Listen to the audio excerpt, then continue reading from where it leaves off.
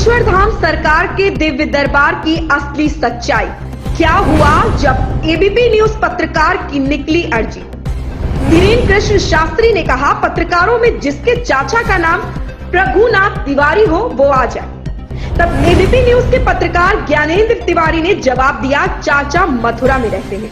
देश में इन दिनों बागेश्वर धाम सरकार के धीरेन्द्र कृष्ण शास्त्री सुर्खियों में है।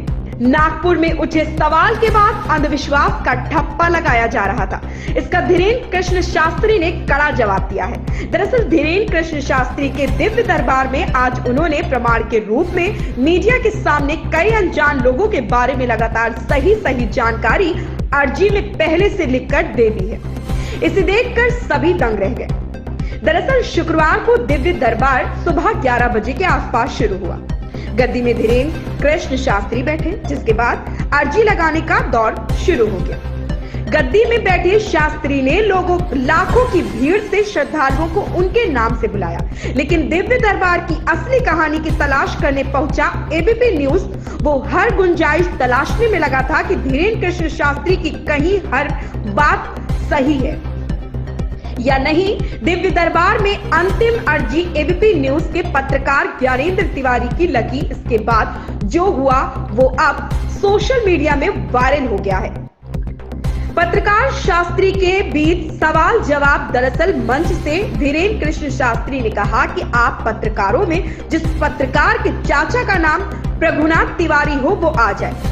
तब एबीपी न्यूज के पत्रकार ज्ञानेंद्र तिवारी ने जवाब दिया, जी हाँ, चाचा भोपाल के हैं और अभी मथुरा में रहते हैं। इसके बाद फिर धीरेन्द्र कृष्ण शास्त्री ने पूछा कि क्या तुम्हारे भाई का नाम राघवेंद्र तिवारी है? क्या तुम्हारे भाई ने मकान बनवाया है? इसका जवाब भी सही निकला।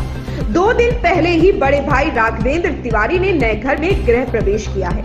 इसके बाद धीरेन्द्र कृष्ण शास्त्री ने ज्ञानेंद्र तिवारी की भतीजी का नाम भी सही बताया।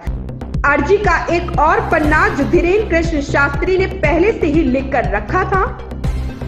गौरतलब है कि दिव्य दरबार में अक्सर दूर दूर से आए श्रद्धालुओं की अर्जी लगती है। लाखों की भीड़ से किसी एक को नाम और वेशभूषा से पुकार कर धीरेन्द्र कृष्ण शास्त्री मंच पर बुलाते हैं। उनके आते ही एक कागज पर आने व्यक्ति की पूरी कुंडली लिख देते हैं कि क्या समस्या है, घर वाले और आसपास वाले क्या कहते हैं। वो सब जानकारी जो केवल जिसकी अर्जी लगी हो उसी को पता हो। इसे चेक करने के लिए धीरेन्द्र कृष्ण शास्त्री जिसकी अर्जी लगी है उससे पूछते भी हैं कि आपने आयोजन समिति या किसी को पंडाल में आने के बाद अपने बारे में जानकारी तो नहीं दी है। इसके बाद ही पर्चे पर लिखी जानकारी को अर्जी वाले को पढ़ाने के लिए कहते हैं।